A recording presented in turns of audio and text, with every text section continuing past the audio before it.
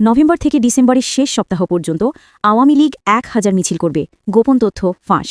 রহস্য, বিএনপি প্রার্থী না দিয়ে জায়গা রাখল নুরুল হকের জন্য মান ও তার ভাইয়ের বিরুদ্ধে ৫ মামলা, গিয়ে শরিকরা অনিশ্চিত গন্তব্যে। সবচাইতে বড় ভুল স্বাধীনতার বিপক্ষে অবস্থান নেওয়া। ইউনূস সাহেব কমপ্লিটলি টোটালি এবং ইন ফ্রন্ট অফ এভরিওয়ান মানে এমন একটা সিচুয়েশন, এমন একটা পজিশনে দাঁড়িয়েছেন যেখানে উনি নিজেই নিজেকে ঘোষণা করছেন যে উনি স্বাধীনতার বিপক্ষে। বাংলাদেশ বিএনপির তারেক রহমান থেকে বিএনপির নেতৃত্ব জানে যে এই নেতাদেরকে এক এক জায়গায় বসিয়ে দেওয়া, এই এত বছর পরে বিএনপির নেতাকর্মীদের জন্য এমন একটা নির্বাচন, যেই নির্বাচনে তারা বিজয়ী হতে চায়, তারা সরকার গঠনের স্বপ্ন দেখে, এমন একটা নির্বাচনে দলের বাইরের শরিকদেরকে সম্পৃক্ত করাই যখন কঠিন, তখন এই শরিকেরা যখন আবার নিজ দলের নামে নিজ প্রতীকে নির্বাচন করতে হবে নতুন গণপ্রতিনিধিত্ব আদেশের নতুন সংস্কারের ফলে, তখন বিএনপির পক্ষে এই একজন নেতাকেও নেতাকর্মী সমর্থকের সামনে হাজির করা সম্ভব হবে। আজকে সকালের ভিডিওতেই দেখেছেন তারেক রহমানের দেশে ফেরা এখনো পর্যন্ত নিশ্চিত নয়। সালাউদ্দিন সাহেব বলে দিয়েছেন যে তারেক রহমান সাহেব এখনো পর্যন্ত দেশে ফিরতে পারছেন না, মানে নভেম্বরে ফিরছেন না, ফিরবেন ডিসেম্বরে। আর তার আগেই ঘোষণা হয়ে গেছে প্রার্থী তালিকা। ব্যাপারটা কিরকম গোলমেলে না? আসসালামু আলাইকুম প্রিয় দর্শক, নতুন একটা নিউজে সবাইকে স্বাগতম। প্রিয় দর্শক, ভিডিওর শুরুতেই অনেকগুলো ভিডিওর অংশবিশেষ আপনারা ইতিমধ্যে দেখেছেন। দেখেই বুঝতে পারছেন আজকের ভিডিওটি কতটুকু গুরুত্বপূর্ণ এবং আকর্ষণীয় হতে চলেছে।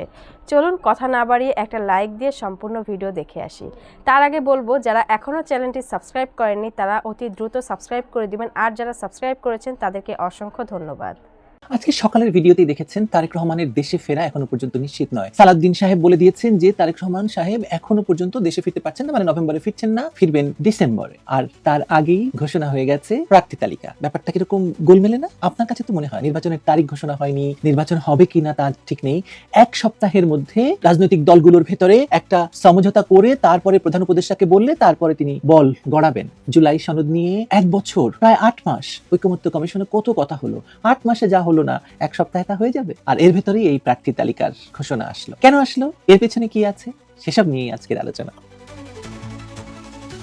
পর্যন্ত নির্বাচনের তারিখ বা তফসিল কোনোটাই ঘোষিত হয়নি। দলগুলোর মধ্যে এখনো বিতর্ক চলছে গণভোট আগে না নির্বাচন আগে। জুলাই সনদের কি হবে? প্রধান উপদেষ্টা জরুরি বৈঠক ডেকে জুলাই সনদের বলটি রাজনৈতিক দলের কোর্টে ঠেলে দিয়েছেন। বলছেন 7 দিনের মধ্যে ঐকমত্যে না পৌঁছালে সরকার নিজেই সিদ্ধান্ত নেবে। 7 দিন, 8 মাসে হলো না, 7 দিনে হয়ে যাবে। এই ঘোষণার পর রাজনৈতিক অঙ্গনে মিশ্র প্রতিক্রিয়া। জামায়াত বলছে আলোচনায় রেফারির অভাব হতে পারে। এনসিপি বলছে সরকার দায় এড়াতে এই দায়িত্ব অন্যদের ঘাড়ে চাপিয়েছে। সরকারও বার্তা দিয়েছে সময় শেষ, এখন সিদ্ধান্ত নাও। এই টান অবস্থাতেই হঠাৎ বিএনপি তাদের মনোনয়নপ্রাপ্তদের তালিকা প্রকাশ করে দিল। যেন পুরো রাজনৈতিক মঞ্চে এক নতুন হিসাব খুলে গেল। বিএনপির এই চালটি ভালো এবং আমি প্রশংসা করছি, কিন্তু with salt, pinch of salt. BNP এবার 237 আসনে প্রার্থী ঘোষণা করেছে, বাকি আসন রেখেছে শরিকদের জন্য।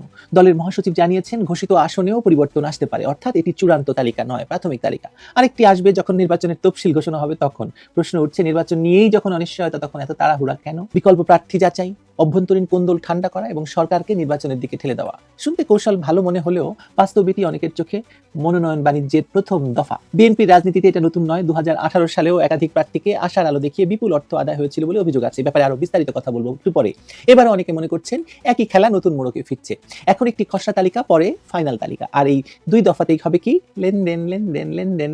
এর সঙ্গে যুক্ত হচ্ছে আরেকটি অদ্ভুত দৃশ্য। এখনো পর্যন্ত তারেক রহমানের দেশে ফেরাটা অনিশ্চিত, অথচ তিনি প্রার্থী তালিকা ঘোষণা করেছেন এবং তাকেও নির্বাচনে প্রার্থী করা হয়েছে। এই সিদ্ধান্ত যে হাস্যকর তা বিএনপির নেতৃত্ব জানে না, এটা বিশ্বাস করা কঠিন। অনেকে বলছে তার না ফিরলে কি হবে? খালেদা জিয়া তো দেশে আছেন, তাকেও 3টি আসনে প্রার্থী করা হয়েছে, হবেও বা, কিন্তু তিনি তো এখন বেশিরভাগ সময় কাটাচ্ছেন এভার কেয়ার হাসপাতালে। সেখান থেকে তার পক্ষে নির্বাচনের মাঠে নেমে লড়াই করা অসম্ভব না হলেও স্বাস্থ্য শারীরিক ঝুঁকি তো আছেই। খালেদা জিয়ার না মানে এখন তখন অবস্থা, এবং শেখ হাসিনার আমলেই তো সেটা হয়েছিল এবং তাকে বিদেশে নেওয়ার জন্য মানুষ পাগল হয়ে গেছিল। তাহলে এখন তিনি নির্বাচনের মাঠে কিভাবে কাজ করবেন? এই প্রশ্ন তো যুক্তিসঙ্গত। তাহলে এই মনোনয়ন আসলে কিসের? রাজনৈতিক বাস্তবতা নাকি এই যে মানে পারিবারিক বাণিজ্যটা ধরে রাখার চেষ্টা? অনেকের মতে এটি রাজনৈতিক কৌশলের চেয়ে অনেক বেশি বাণিজ্য, অনেক বেশি নির্বাচনের মৌসুমের প্রথম ব্যবসা। বিএনপির এই ঘোষণায় যেমন বিভ্রান্তি, তেমনি এক ধরনের আত্মবিশ্বাসের অভিনয় লক্ষ্য করা যায়। দলটি জানে নির্বাচন হবে কিনা সেটা এখনো পরিষ্কার নয়, কিন্তু প্রার্থী ঘোষণা দিয়ে তারা দেখাতে চায় আমরা প্রস্তুত, সরকার যেন পিছিয়ে না যায়। এটাকে কেউ বলছেন রাজনৈতিক চাপ, কেউ বলছেন একটা মনস্তাত্ত্বিক খেলা। কিন্তু বাস্তবতা হলো বিএনপি নিজেই তো এখন চাপে। আওয়ামী লীগ বাইরে থাকলেও মাঠে জামায়াত এবং এনসিপি নিজেদের দাবি নিয়ে আলাদা পথে। ঐকমত্য কমিশনের প্রস্তাব বিএনপির মনোমত হয়নি। তার উপর অন্তর্বর্তী সরকারও ধীরে ধীরে বলছে আর দেরি নয়, সময় শেষ। ডক্টর ইউনূস এখন এমন অবস্থায় যেখানে তার সামনে 2টি রাস্তা। ক্ষমতায় থেকে যতদিন পারেন সময় কেনা, নয়তো মানে নিরপেক্ষ কাউকে দায়িত্ব দিয়ে সরে দাঁড়ানো। তবে মানে কেটে পড়াটা কিন্তু তার পক্ষে এখন প্রায় মানে অসম্ভব হয়ে দাঁড়িয়েছে। এই অবস্থায় বিএনপির প্রার্থী তালিকা ঘোষণা সরকারের উপর চাপ বাড়ানো মানে একটা কৌশল হতে পারে, কিন্তু এটা কার্যকর কৌশল বলে আমি মনে করছি না। অনেক হয়তো মনে করতে পারেন, কিন্তু দলের কি বিশ্বাসযোগ্যতা বাড়লো? আমার মনে হয় বিশ্বাসযোগ্যতা বাড়েনি, বেড়েছে প্রশ্ন। মানুষের মনে অনেক প্রশ্ন বেড়েছে। যখন দলের প্রধান নেতা বিদেশে, এখনো পর্যন্ত দেশে যাওয়ার তার কোনো খবর নেই, চেয়ারপারসন হাসপাতালে, আর বাকি নেতারা নিজেদের মানে আসন বাঁচাতে ব্যস্ত এবং ব্যবসা বাণিজ্য দখল বাণিজ্য ব্যস্ত, তখন প্রার্থী তালিকা প্রকাশ করে রাজনৈতিক প্রস্তুতির চেয়ে এক ধরনের অর্থনৈতিক হিসাবই বরং এখানে বাস্তবসম্মত। কে কত দিয়েছে, কে কত দিয়ে এই মনোনয়ন পত্র নিয়েছে, সেটাই এখন সবাই প্রশ্ন করছে, কথা বলছে। সামাজিক যোগাযোগ মাধ্যম সয়লাভ হয়ে গেছে যে কে কত দিলেন এবং কেন পেলেন না, কেন পেলেন। বিএনপি বলছে এইটি নির্বাচনের প্রস্তুতি, কিন্তু ভেতরে ভেতরে এটি মনোনয়ন বাণিজ্যের প্রথম পর্যায়ে। রাজনীতিকে বাঁচিয়ে রাখার জন্য তারা আসলে নিজেরাই বাণিজ্যিক লেনদেনের পথ তৈরি করে এবং এটা আগেও করেছে। তারেক রহমানের সাম্প্রতিক বক্তব্যে আমরা দেখেছি একটা দ্বিধা। লন্ডন থেকে তিনি বলেছেন নির্বাচনে অনিশ্চয়তা গণতন্ত্রকে সংকটে ফেলেছে, আরেকটি 1-11 মতো পরিস্থিতির আশঙ্কা তুলেছেন তিনি। কিন্তু তার সেই বক্তৃতার ঠিক পরদিনই তালিকা মানে ঘোষণা দিয়ে দিল প্রার্থীর। এটা কি কাকতালীয় নাকি ভয়ের রাজনীতিকে কাজে লাগিয়ে নিজের অবস্থান জোরদার করার পরিকল্পিত পদক্ষেপ? বিএনপি এখন এমন একটা পর্যায়ে দাঁড়িয়ে আছে, নির্বাচন তাদের কাছে একটি রাজনৈতিক লক্ষ্য না, বরং একটি ইভেন্ট। নির্বাচনের নামে মনোনয়ন দিয়ে কিছু মানুষ উপকৃত হবে, দল টিকে থাকবে, আর নেতৃত্ব বিদেশে থাকবেন এবং বিদেশে বসে বিরাট একটা বাণিজ্য হলো। এটা কম কথা নয়, এটা আগেও হয়েছে। 2018 সালের কথা বলেছিলাম আগে। সর্বশেষ 2018 সালে তারেক রহমান এরকম মনোনয়ন বাণিজ্য করার সুযোগ পেয়েছিলেন। তিনি সে সময়েও 2 দফা মনোনয়ন দিয়েছিলেন। শোনা কথা হলো তিনি সে সময় বিপুল পরিমাণে অর্থ নিয়ে এক একটি আসনে একাধিক প্রার্থী মনোনয়ন দেওয়ায় 2018 সালের নির্বাচনে ভরাডুবি ঘটেছিল। কিন্তু এবার তিনি সে পথে হাঁটবেন, মানে কেউ তো তাই মনে করছে। অবস্থা দৃষ্টি যদিও মনে হচ্ছে যে তিনি সে পথেই হাঁটছেন। এখন একটি খসড়া মনোনয়ন এবং তারপর একটি ফাইনাল মনোনয়ন হবে যখন সত্যি একটি নির্বাচনের তারিখ ঘোষিত হবে। কিন্তু যে অবস্থা লক্ষ্য করা যাচ্ছে তাতে ডক্টর ইউনূসের পক্ষে একটি নির্বাচন দিয়ে মানে কেটে পড়ার রাস্তা পুরোপুরি বন্ধ হয়ে যাওয়ায় এখন তিনি যতদিন পারেন ক্ষমতায় থাকার চেষ্টা করবেন, তাহলে দেশি বিদেশি চাপে পড়ে তত্ত্বাবধায়কের হাতে ক্ষমতা দিয়ে চলে যাবেন। ফলে নির্বাচনটা তো এখন ফেব্রুয়ারিতে হচ্ছে না, নির্বাচনটা তো পেছাবেই। এটাতে কোনো রকমের সন্দেহ থাকার কোনো কারণ নেই। এই গতকালও তারেক রহমান কিন্তু বলেছিলেন যে 1-11 মতো পরিস্থিতি তৈরি হয়েছে এবং জাতীয় নির্বাচন অনুষ্ঠান নিয়ে জনমনে সৃষ্ট সংশয় গণতন্ত্রের উত্তরণের পথকে সংকটপূর্ণ করে তুলতে পারে বলে তিনি বলেছেন। শেষ পর্যন্ত কোনো অগণতান্ত্রিক কিংবা অপশক্তির কাছে বিনা শর্তে আত্মসমর্পণের পথে হাঁটতে হয় কিনা এমন শঙ্কাও তিনি করেছেন। প্রবাসী বিএনপির সদস্যপদ নবায়ন এবং নতুন সদস্য সংগ্রহ কর্মসূচির অনলাইন পেমেন্ট গেটওয়ে উদ্বোধন অনুষ্ঠানে তিনি এই মন্তব্য করেছিলেন, লন্ডন থেকে ভার্চুয়ালি অবশ্যই। তাহলে আসন্ন জাতীয় নির্বাচন নিয়ে মানুষের একদিকে উদ্বেগের কথা বলছেন তারেক রহমান, পরাজিত পলাতক স্বৈরাচারের শাসনামলে জনগণের জাতীয় নির্বাচনে কোনো আগ্রহ ছিল না, বর্তমানে অন্তর্বর্তী সরকারের সময় জনমনে কোনো ক্ষেত্রে জিজ্ঞাসা পাচ্ছে যে যথাসময়ে নির্বাচন হবে কিনা, এমন তো হবার কথা ছিল না। তারেক রহমান এটা বলেছেন, আর তারপর দিনে তিনি প্রার্থী মনোনয়ন দিয়ে দিলেন। বিষয়টা তো সন্দেহজনক, নিশ্চয়ই সন্দেহজনক। ছেলে হবে কি মেয়ে হবে তার কোনো ঠিক নেই, অথচ পিতা ইতিমধ্যেই হাজামকে খবর দিতে দৌড়াচ্ছেন। পরিস্থিতিটা এখন অনেকটা সেরকমই। দুঃখিত, উদাহরণটা খুব কাঁচা, গ্রাম্য আর নোংরা হয়ে গেল, কিন্তু এর চেয়ে ভালো কোনো উপমার মাথায় আসলো না। ভালো থাকবেন। বিএনপির তারেক রহমান থেকে বিএনপির নেতৃত্ব জানে যে এই নেতাদেরকে এক এক জায়গায় বসিয়ে দেওয়া, এই এত বছর পরে বিএনপির নেতাকর্মীদের জন্য এমন একটা নির্বাচন, যেই নির্বাচনে তারা বিজয়ী হতে চায়, তারা সরকার গঠনের স্বপ্ন দেখে, এমন একটা নির্বাচনে দলের বাইরের শরিকদেরকে সম্পৃক্ত করাই যখন কঠিন, তখন এই শরিকেরা যখন আবার নিজ দলের নামে নিজ প্রতীকে নির্বাচন করতে হবে, নতুন গণপ্রতিনিধিত্ব আদেশের নতুন সংস্কারের ফলে, তখন বিএনপির পক্ষে এই একজন নেতাকেও নেতাকর্মী সমর্থকের সামনে হাজির করা, সংসদে বা রাজনীতির মূলধারায় আসবেন, সেটা শেষ পর্যন্ত কোনো বড় দলের সমর্থন, করুণা, ভোটের ওপর নির্ভরশীল হতে হবে। এই অবস্থায় এমন কয়েকজন নেতা যারা স্বভাবতই বিরোধী রাজনৈতিক নেতা হিসেবে গত কয়েক বছরে শেখ হাসিনার আমলে রাজনৈতিক পরিসরে বক্তব্য দিয়ে, গণমাধ্যমে টক শোতে কড়া বক্তব্য দিয়ে একদিকে যেমন সরকারের অনেকের চক্ষুশূল হয়ে উঠেছিলেন, তেমনি বিরোধী রাজনীতির মূল মুখ হয়ে উঠলেও তাদের দলের নাম, তাদের প্রতীক, তারা কোন আসন থেকে আদৌ নির্বাচন করতে পারেন, দলে তাদের বাইরে তাদের আর একজনও সমর্থক বা কর্মী আছেন কিনা, এই প্রশ্নগুলো জনমনে সব সময় ঘুরে ফেরে।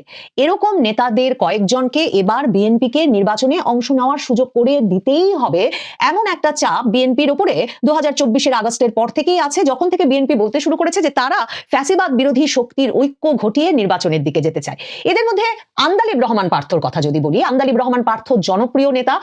এই তরুণতর হাসনাত সার্জিসরা এসে বাংলাদেশের রাজনীতিতে তরুণ মুখে একরকমের সয়লাভ করে দেওয়ার পর এবং বাংলাদেশের রাজনীতিতে তরুণের যে সংজ্ঞা, বয়সের যে মাপ, সেটা একেবারে ওলটপালট করে দেওয়ার আগ পর্যন্ত আন্দালিব রহমান পার্থকে তরুণ জনপ্রিয় নেতা হিসেবে দেখা হতো। তার বাবার দল, বাবা নাজিউর রহমান মঞ্জুর জাতীয় পার্টির মন্ত্রী ছিলেন, তার বাবার দল বাংলাদেশ জাতীয় পার্টি, যেই দলটিকে সংক্ষেপে বিজেপি হিসেবে অভিহিত করা হয়, সেই দলের নেতা হিসেবেই তিনি রাজনীতি করেন। কিন্তু বিএনপির সঙ্গে জোটবদ্ধ হয়েই 2008 সালে তিনি নির্বাচন করেছিলেন। বিএনপি জামাত সে সময় একত্রে নির্বাচনে অংশ নিয়েছিল এবং 2008 সালের সেই নির্বাচনে তিনি ধানের শীষ প্রতীক নিয়ে নির্বাচন করে ভোলা 1 আসন থেকে জয়লাভ করে সংসদেও এসেছিলেন। 2018 সালে বিএনপি তাকে প্রার্থী করে তাদের ঐক্য জোটের, এবং সেই সময় ডক্টর কামাল হোসেনের নেতৃত্বে বিএনপি, জামায়াত সহ তাদের সমমনা দলগুলোর যে ঐক্য, সেখান থেকে তিনি ঢাকা 17 আসনে লড়াই করেছিলেন এবং সেই লড়াইয়েও তিনি ধানের শীষ প্রতীক নিয়ে লড়াই করেছিলেন। তবে সেবার তিনি নির্বাচনে বিজয়ী হতে পারেননি। এই অবস্থায় মানে বিজেপি এই দলটির যে নেতা তিনি আন্দালিব রহমান পার্থ, এই হিসাবে তাকে না চিনে অনেক বেশি মানুষ তাকে চেনেন বিএনপি নেতা কিংবা আওয়ামী লীগ বিরোধী একজন নেতা হিসেবে, যদিও তিনি শেখ পরিবারেরও সদস্য বটে, শেখ হাসিনা তার খালা হন। কিন্তু আন্দালিব রহমান পার্থর মূলত পরিচিতি একজন তরুণ বিএনপি নেতা হিসেবে। কিন্তু এবার কি মুশকিলে আন্দালিব রহমান পার্থর মতো নেতা, যার একটা জনপ্রিয়তার ভিত্তিতে এই বড় ধরনের জনভিত্তি আছে, ঢাকা 17 আসনের মতো আসনে তিনি একজন শক্তিশালী প্রতিদ্বন্দ্বী প্রার্থী হয়ে উঠতে পারেন, এই বাস্তবতায় সেগুলো মাথায় রাখলেও দেখেন গণপ্রতিনিধিত্ব আদেশে আরপিওতে বড় ধরনের একটা সংশোধন এনেছে অন্তর্বর্তীকালীন সরকার, যেই সংশোধনটা জামায়াতে ইসলামী এবং এনসিপি চেয়ে আসছিল, এবং তারা চেয়েই আসছিল বিএনপিকে বিরাট জোট গঠন করে ফায়দা লুটতে নেওয়ার বিপক্ষে একটা কৌশল হিসেবে। কারণ তারা জানতো বিএনপি এরকম বড় ধরনের জোট গঠন করবে এবং সবার হাতে ধানের শীষ দিয়ে দেবে, ধানের শীষ দিয়ে দিলে জোটভুক্ত সকল প্রার্থীর বিজয় নিশ্চিত হবে। জামায়াতে ইসলামী এবং জাতীয় নাগরিক পার্টি সেটা চাইছিল না। আরপিওতে যে সংশোধন এসেছে, এখন আন্দালিব রহমান পার্থকে তার নিজ দলের প্রতীক নিয়ে, মানে বিজেপি দলের যে প্রতীক আছে সেই প্রতীকটা কি সেটা আন্দালিব রহমান পার্থরও মনে আছে কিনা তাতে আমার একটা সন্দেহ হয়। আর বাংলাদেশের কোনো মানুষ সেই প্রতীক চেনেন কিনা, বা আমি যেটা বলছিলাম এমনকি আন্দালিব রহমান পার্থ যে বিজেপির প্রার্থী, বিএনপির নন, সেটা এমনকি ঢাকা শহরের সবচেয়ে অভিজাত এলাকা ঢাকা 17 ভোটাররাও মনে রাখতে পারবেন কিনা সেটা নিয়ে একটা সন্দেহের অবকাশ থাকে। তাহলে কি আসলে আন্দালিব রহমান পার্থ এবার জিতে আসতে পারবেন? আন্দালিব রহমান পার্থ নির্বাচন করবেন একটা অপরিচিত প্রতীক, অপরিচিত দলের প্রার্থী হিসেবে, এবং তিনি তার পছন্দের নির্বাচনী এলাকায় যে বিরাট বিরাট ব্যানার টানিয়েছেন, সেখানে লক্ষ্য করলে দেখবেন তার নাম আছে, তার ছবি আছে, কিন্তু তার দলের নামও নাই, প্রতীকও নাই। কারণ আন্দালিব রহমান পার্থ, বিএনপি সকলেই প্রত্যাশা করছিলেন যে শেষ মুহূর্তে আরপিওতে গণপ্রতিনিধিত্ব আদেশে সরকারকে বলে কয়ে বিএনপি তার মনমতো পরিবর্তনটা আনতে পারবে, মানে তার জোটভুক্ত প্রার্থীদেরকে সে ধানের শীষটা হাতে দিতে পারবে। কিন্তু সে ঘটনাটা এখন না ঘটার ফলে আন্দালিব রহমান পার্থকে কিন্তু দাঁড়ে দাঁড়ে গিয়ে তার প্রতীক আর তার দলের নামটা চিনিয়ে আসতে হবে, তার প্রতীকটা বিশেষভাবে চেনাতে হবে। হিরো আলম নাকি প্রতিদ্বন্দ্বিতা করবেন বরাবরের মতো ঢাকা 17 আসনে আন্দালিব রহমান পার্থর বিরুদ্ধে, তো হিরো আলমও তার প্রতীক চেনাবেন, আন্দালিব রহমান পার্থ এই সময়টায় তার প্রতীক চেনাবেন। বিএনপির নেতাকর্মীরা কি ঢাকা শহরের এত গুরুত্বপূর্ণ একটা আসনে ধানের শীষ থাকবে না সেটা বরদাস্ত করবে, সেটা পছন্দ করবে? ঢাকা 17 আসনটা তার মানে ধানের শীষের প্রতীকের নিয়ন্ত্রণ মুক্ত হয়ে পড়বে, প্রভাব মুক্ত হয়ে পড়বে, সেটা কি আসলে বিএনপির নেতা কর্মী সমর্থক ভোটাররা পছন্দ করবেন কিনা সেই প্রশ্নটাও কিন্তু উঠবে, এবং নিশ্চয়ই বিএনপিকে সেটা বিবেচনা করতে হবে। আন্দালিব রহমান পার্থকেও ভাবতে হবে যে তার প্রতীকের পক্ষে, তার পক্ষে এমনকি ধানের শীষের সব ভোটারের ভোট নিয়ে আসা সম্ভব হবে কিনা। কারণ বগুড়া 2-এ নির্বাচন করতে চান মাহমুদুর রহমান মান্না, মানে তাকে তার জীবনের প্রায় রাজনৈতিক জীবন প্রৌঢ়ত্বে পৌঁছেছে, এ জীবনে কখনো তিনি সংসদ নির্বাচনে বিজয়ী হয়ে সংসদ সদস্য হতে পারেননি। এ দফায় প্রথম থেকেই তিনি বিএনপির ছাত্র নেতা হিসেবে তিনি পরিচিত ছিলেন, এ দফায় প্রথম থেকেই তিনি বিএনপির ধানের শীষ নিয়ে নির্বাচন করবেন এবং বিএনপির ঘাঁটি হিসেবে পরিচিত, মানে বিএনপির প্রতিষ্ঠাতা প্রেসিডেন্ট জিয়াউর রহমানের জন্মস্থান এলাকা বগুড়ায় তিনি নির্বাচন করবেন বলে রেখেছিলেন, এবং বগুড়া 2 শিবগঞ্জ আসনটা তার পছন্দ। বগুড়ার মনোনয়ন প্রত্যাশীদের সঙ্গে যখন তারেক রহমান ভার্চুয়াল বৈঠক করেছেন, তখনই কিন্তু বগুড়ার মনোনয়ন প্রত্যাশীরা তারেক রহমানকে এই অনুরোধ করেছিলেন যে তারেক রহমান যদি অন্য কাউকে বগুড়ার কোনো আসন দেন তো তিনি দিতেই পারেন, তিনি নেতা। কিন্তু বগুড়াবাসীর দাবি, এতদিন পর বিএনপি একটা ভোটে বিজয়ী হতে চায়, বগুড়া তাদের শক্ত ঘাঁটি এবং আওয়ামী লীগ নাই নির্বাচনে, এই অবস্থায় বগুড়ার কোনো আসন যাতে এমন কোনো প্রার্থীকে দেওয়া না হয় যেই প্রার্থী ধানের শীষ ছাড়া অন্য কোনো প্রতীক নিয়ে নির্বাচন করতে চান বা পারেন। অথচ এখন দেখেন গণপ্রতিনিধিত্ব আদেশের পর মানে পরিস্থিতিটা এমন দাঁড়িয়েছে যে মাহমুদুর রহমান মান্নাকে ধানের শীষের সবচেয়ে বড় ঘাঁটি বগুড়া, দুর্ভেদ্য দুর্গ, সেই বগুড়ায় গিয়ে একদিকে তিনি বিএনপি নেতাকর্মীকে রুষ্ট করবেন, কারণ তিনি একটা বাইরের লোক, জীবনে কোনোদিন তার সঙ্গে বিএনপি নেতা কর্মী সমর্থকের কোনো সম্পর্ক ছিল না, বিএনপির রাজনীতির সঙ্গে তার কোনো সম্পর্ক ছিল না, এমনকি তার কোনো রাজনৈতিক ভিত্তি বগুড়া 2 আসনে বা বাংলাদেশের কোথাও নাই। তার নাগরিক ঐক্য নামক দলটি, যেই রাজনৈতিক ভিত্তিটি বিএনপির সঙ্গে ঐক্যবদ্ধ হচ্ছে বলে বিএনপির নেতাকর্মী সমর্থকেরা খুশি হবেন, আপ্লুত হবেন। এই অবস্থায় মাহমুদুর রহমান মান্নাকে যদি বিএনপির শীর্ষ নেতৃত্ব তারেক রহমান এখন বগুড়া 2 আসনটা ছেড়ে দেন, তার মানে বগুড়ার ওই আসনে মাহমুদুর রহমান মান্না গিয়ে নির্বাচন করবেন নাগরিক ঐক্যের প্রতীক নিয়ে, নাগরিক ঐক্য দলের প্রতিনিধি হিসেবে। নাগরিক ঐক্য নিবন্ধন পেয়েছে হাসিনা সরকারের পতনের পর গত বছর সেপ্টেম্বর মাসে, এবং তখন নাগরিক ঐক্যকে কেটলি প্রতীক ধরিয়ে দিয়ে দিয়েছিল নির্বাচন কমিশন। এখন বিএনপির নেতা কর্মী সমর্থকেরা বগুড়ায় নাগরিক ঐক্যের কেতলি প্রতীকে দলে দলে গিয়ে ভোট দেবেন আর সিল মারবেন, সেই প্রত্যাশা কি মাহমুদুর রহমান মান্না কিংবা বিএনপির শীর্ষ নেতৃত্ব কারো করা উচিত? মাহমুদুর রহমান মান্না এখনো বগুড়ায় প্রচারণা চালাতে যান নাই। তিনি বলেছেন তার টাকা পয়সাই কম, না হলে তিনি ঢাকাতেই নির্বাচন করতেন। সবারই তো ইচ্ছা ঢাকায় নির্বাচন করবেন, কিন্তু যেহেতু তত টাকা নেই তাই তিনি বগুড়া চলে যাবেন। কিন্তু তিনি এখনো বগুড়ায় সেভাবে যান নাই নির্বাচনী প্রচারণা করতে। কাজেই সেখানে বিএনপির নেতা কর্মীরা তাকে প্রতিহত করেছেন এমন কোনো খবর নাই। কিন্তু জুনায়েদ সাকি, এক বামপন্থী নাকি তার দলটা, গণসংহতি আন্দোলন, এখন ঠিক কি তার দলের আদর্শ নীতি কর্মসূচি সেটা জানবার ধরুন এই যে দীর্ঘ সময় সাংবাদিকতার সঙ্গে জড়িত থাকার পরেও আমারও সুযোগ হয় নাই, বা আপনারা যারা খুবই ক্লোজলি নিবিড় ভাবে বাংলাদেশের রাজনীতি পর্যবেক্ষণ করেন তাদেরও সুযোগ হয়নি, কারণ জুনায়েদ সাকির একমাত্র উপস্থিতিটা একক উপস্থিতি বরাবর, এবং তিনি ভালো কথা বলেন, তিনি টকশোতে আসেন এবং টকশোতে এসে আওয়ামী লীগ বিরোধী হাসিনা বিরোধী কথা বলেন। কিন্তু তিনি যে একজন গুরুত্বপূর্ণ রাজনৈতিক নেতা, যেই জুনায়েদ সাকির দলে আসলে জুনায়েদ সাকি ছাড়া আর কোনো রাজনৈতিক নেতা আছেন কিনা সে বিষয়ে আমার কোনো ধারণা নাই। আমি দেখছিলাম ঐকমত্য কমিশনের সভায় তিনি তার স্ত্রীকে নিয়ে হাজির হচ্ছিলেন। আমরা রাজনীতিতে নারীর সম্পৃক্ততা চাই বটে, কিন্তু নিশ্চয়ই মানে এর ফলে তার দলেও সদস্য সংখ্যাও বৃদ্ধি পেয়েছে বটে। তো সেই জুনায়েদ সাকি তিনি নির্বাচন করতে চান ব্রাহ্মণবাড়িয়ার বাঞ্ছারামপুর আসন থেকে, এবং তিনি যে একজন গুরুত্বপূর্ণ রাজনৈতিক নেতা আমি আসলে প্রথম বুঝতে পারলাম যখন দেখলাম 5ই আগস্ট যখন সেনাপ্রধান বিভিন্ন রাজনৈতিক দলকে এবং ডক্টর আসিফ নজরুলকে ডেকেছেন অন্তর্বর্তীকালীন সরকার গঠন করতে। সেখানে যখন আমি দেখলাম যে আসিফ নজরুলের একদম পাশে পাশে জুনায়েদ সাকি আছেন। জুনায়েদ সাকি জনবল দিয়ে, লোকবল দিয়ে, রাজনৈতিক কৌশল সরবরাহ করে এই ছাত্রনেতা নাহিদ, আসিফ, সার্জিস, হাসনাতদের খুব কাছাকাছি ছিলেন সেটাও এখন পর্যন্ত শুনিনি। তবে নিশ্চিতভাবে তিনি আসিফ নজরুল সহ হাসিনা বিরোধী আন্দোলনের কোনো পক্ষের নিশ্চয়ই এতটাই ঘনিষ্ঠ ছিলেন যে সেনা সদর দফতরে গিয়ে তিনি উপস্থিত হয়েছিলেন অন্তর্বর্তীকালীন সরকার গঠনের আলোচনায়। কিন্তু এই জুনায়েদ সাকির যে কোথায় রাজনৈতিক ভিত্তি, মানে তার রাজনৈতিক দলটারই কোনো খোঁজ নাই, এবং তিনিও নিবন্ধন পেয়েছেন শেখ হাসিনার পতনের পর 2024 সালের সেপ্টেম্বর অক্টোবর মাসে। এবং এই গণসংহতি আন্দোলনের নেতা জুনায়েদ সাকিকে বিএনপি টিকিট দিচ্ছে, মনোনয়ন দিচ্ছে ব্রাহ্মণবাড়িয়ার বাঞ্ছারামপুর আসনে। এটা শুনে ব্রাহ্মণবাড়িয়ার বিএনপির নেতাকর্মীরা ব্রাহ্মণবাড়িয়ার বাঞ্ছারামপুরের সচেতন মহিলা সমাজ ব্যানারে তারা ঝাড়ু নিয়ে রাস্তায় বেরিয়ে এসেছে, এবং সেখানে ব্যানারে লেখা ছিল নাস্তিক জুনায়েদ সাকির বাঞ্ছারামপুরে অবাঞ্ছিত, এবং ইসলাম বিদ্বেষী সমকামিতা সমর্থক স্বঘোষিত নাস্তিক ভণ্ড জুনায়েদ সাকির ঠিকানা বাঞ্ছারামপুরের মাটিতে হবে না।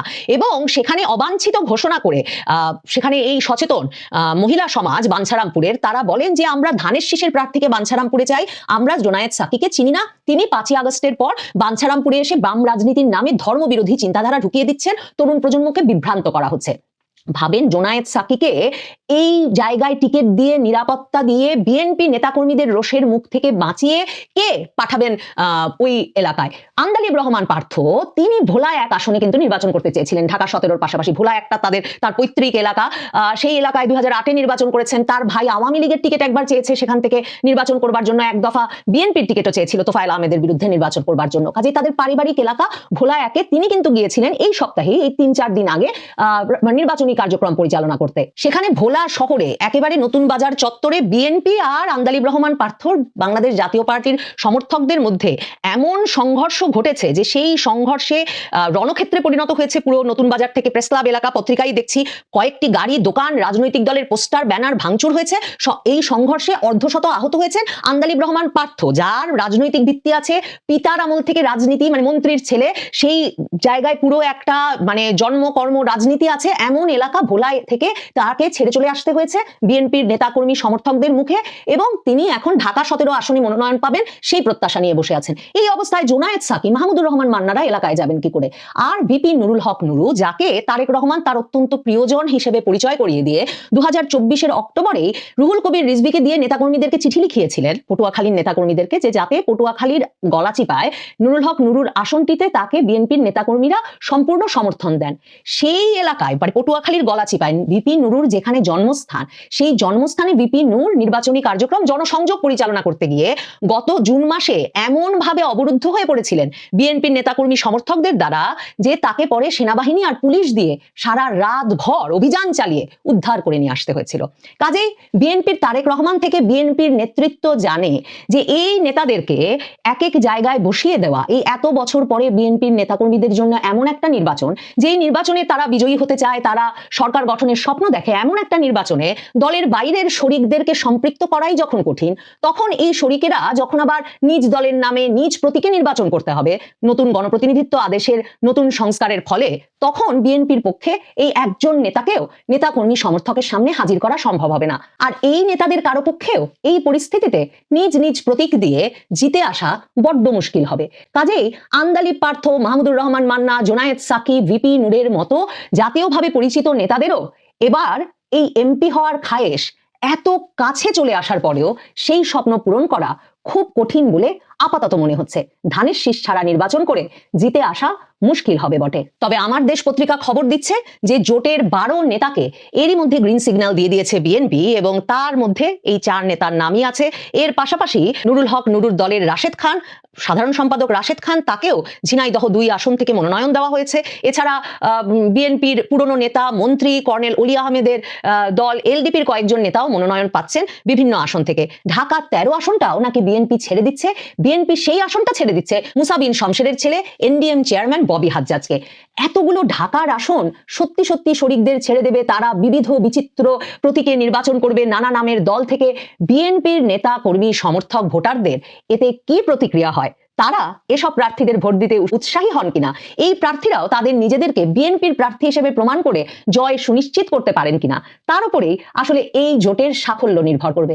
আমার মনে হচ্ছে এমপি হওয়ার খায়েশ পূরণ খুব কঠিন হয়ে গেছে এই প্রার্থীদের জন্য ধানের শীষ প্রতীকটা না পাওয়ার ফলে। কিছু কিছু ভুলের জন্য ইতিহাস কখনো ক্ষমা করে না।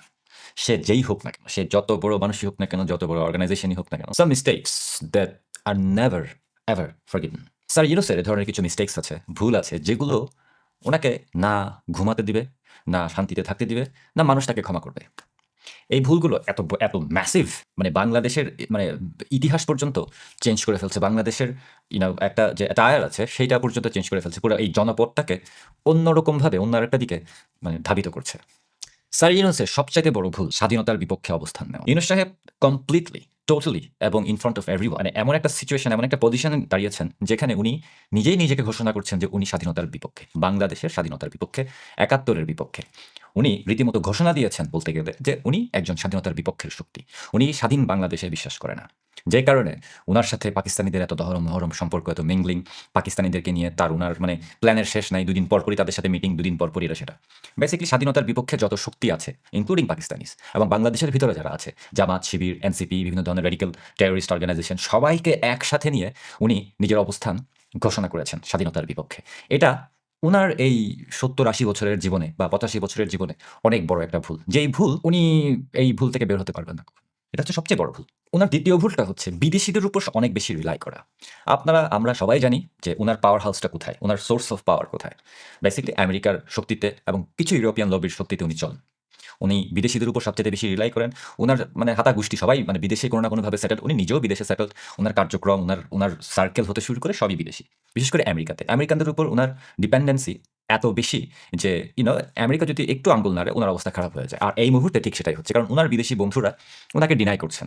বিশেষ করে আমেরিকার স্টেট ডিপার্টমেন্ট, যেহেতু তাদের একটা ডিফারেন্ট গভর্নমেন্ট আসছে, সেহেতু ওনার এখন ওইরকম বন্ধু নাই। হ্যাঁ, ডেমোক্রেট শিবিরে অথবা বাইডেনের অ্যাডমিনিস্ট্রেশনে বা সরস ফাউন্ডেশন বা দ্য মানি পিপল, তারা বেসিক্যালি এখনও ইউনুসকে সাপোর্ট দিয়ে যাচ্ছেন।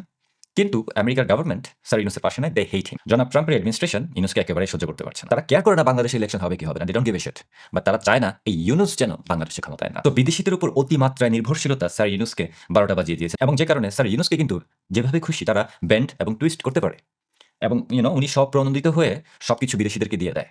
প্রথমে ওই যে করিডোর, তাদেরকে বিদেশিদের খুব একটা বেশি ছিল না, এটা নিয়ে ইন্টারেস্ট ছিল না। উনি কিন্তু নিজে থেকেই ওই মায়ানমারের সাথে যে করিডোরের ব্যাপারটা উনি নিজেই দিয়ে দিচ্ছিল, ওনাকে কেউ বলে নাই। সেরকম সব প্রণোদিত হয়ে উনি পোর্ট দিয়ে দিচ্ছেন, বাংলাদেশের খনিজ সম্পদ দিয়ে দিচ্ছেন, সামুদ্রিক নিরাপত্তা যেটা আছে, বাংলাদেশের সমুদ্রে বঙ্গোপসাগরে যে সমস্ত খনিজ সম্পদ আছে বা ওই জায়গার যে কন্ট্রোল, ওটাও দিয়ে দেওয়ার চেষ্টা করছেন। কোনোদিন সেন্ট মার্টিন দিয়ে দিচ্ছেন, তো কোনোদিন কক্সবাজার দিয়ে দিচ্ছেন। পুরো বাংলাদেশি ভাগ ভাগ করে টুকরো টুকরো করে দিয়ে দিচ্ছেন, নিজে থেকে দিয়ে দিচ্ছেন। বাংলাদেশ এই মুহূর্তে মানে একটা লায়াবিলিটিসের মতো হয়ে গেছে তার কাছে। আবার ওদিকে ডক্টর ইউনুস কিন্তু বিদেশিদের কাছে একটা লায়াবিলিটিস হয়ে গেছে। বিদেশিদের উপর অতিমাত্রায় নির্ভরশীলতা তার ভরাডুবির অন্যতম প্রধান কারণ, এবং তাদের উপর রিলাই করা তার অনেক মস্ত বড় একটা ভুল। এবং এই ভুল শোধরানোর ওনার হাতে আর সময় নাই। উনি ক্ষমতায় এসেই সবার প্রথমে যাদের সাথে মিটিং করেছেন তারা ছিল হচ্ছে বাংলাদেশের স্বাধীনতার বিপক্ষের শক্তি। সবচেয়ে বড় কথা, তারা কিন্তু ব্র্যান্ডেড রেডিক্যাল টেররিস্ট। উনি ক্ষমতায় এসে জঙ্গিদেরকে যেভাবে সমর্থন জুগিয়েছেন, যেভাবে তাদেরকে সাপোর্ট করেছেন, এনাবেল করেছেন, জেল থেকে জঙ্গিদের ছেড়ে দিয়েছেন এবং তাদেরকে নিয়েই উনি সংসার বেঁধেছেন, এটা ওনার একটা বিশাল বড় ভুল। কারণ এই ব্যাপারটা কেউই ভালো চোখে দেখে না, না দেশের মানুষ, না বিদেশের মানুষ, না প্রবাসীরা, কেউই এই ব্যাপারটাকে ভালো চোখে দেখে না। বিশেষ করে তার বিদেশি বন্ধুরা টোটালি এই জিনিসটাকে এখন হেট করে। আন্তর্জাতিকভাবে উনি এখন জঙ্গিদের মদতদাতা হয়ে গেছেন এবং ভবিষ্যতে এই জিনিসগুলো আরো ক্লিয়ার হবে।